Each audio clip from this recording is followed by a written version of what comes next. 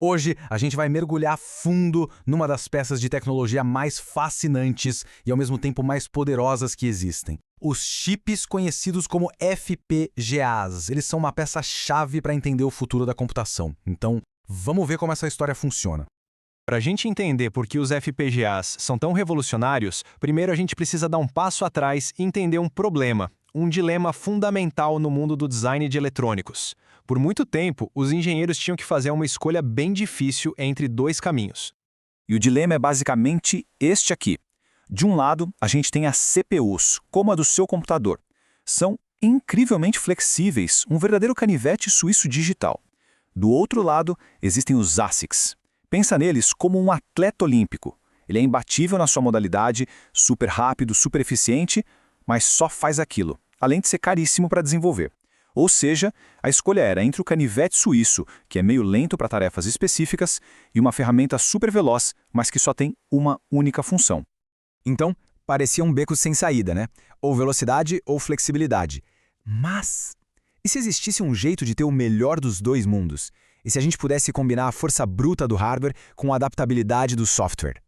Pois é, a resposta para essa pergunta nos leva exatamente ao nosso assunto de hoje. Essa solução inovadora que quebra o dilema do hardware é o FPGA.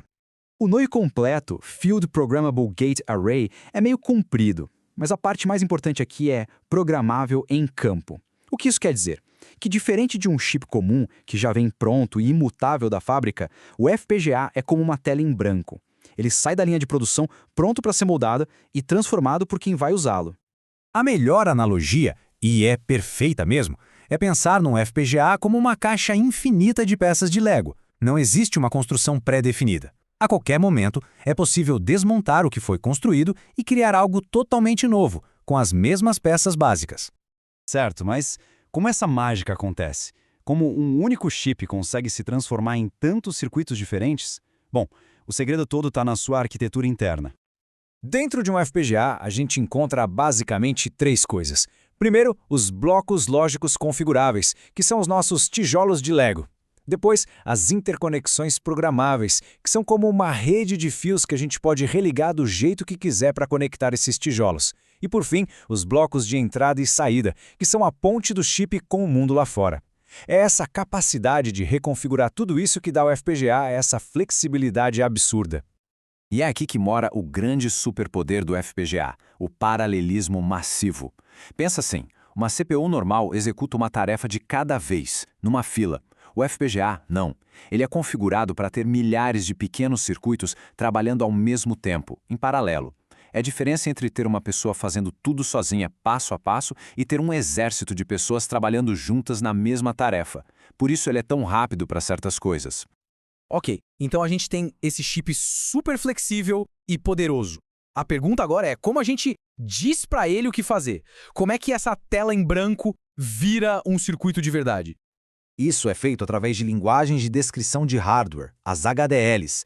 E a palavra-chave aqui é descrição. Não é como programar normalmente dando uma lista de ordens.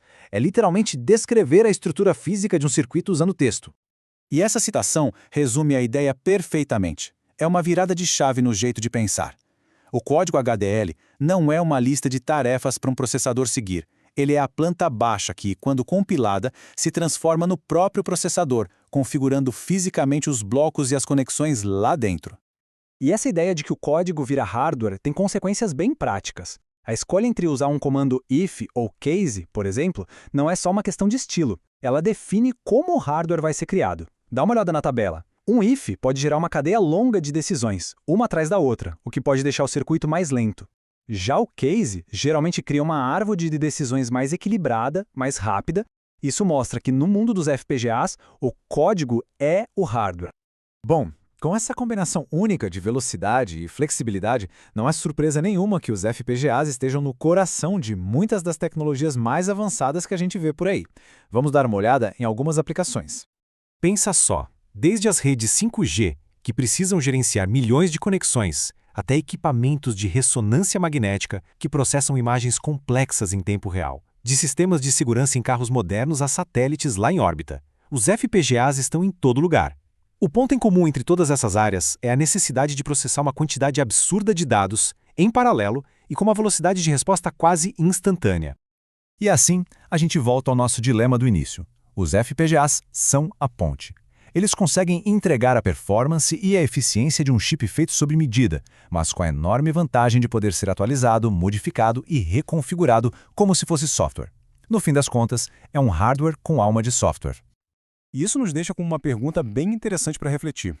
Se essa linha que separa o hardware do software está ficando cada vez mais fina, quase desaparecendo graças a tecnologias como os FPGAs, que novas possibilidades isso abre para o futuro da computação? O que vem por aí quando o hardware se torna tão maleável quanto o software?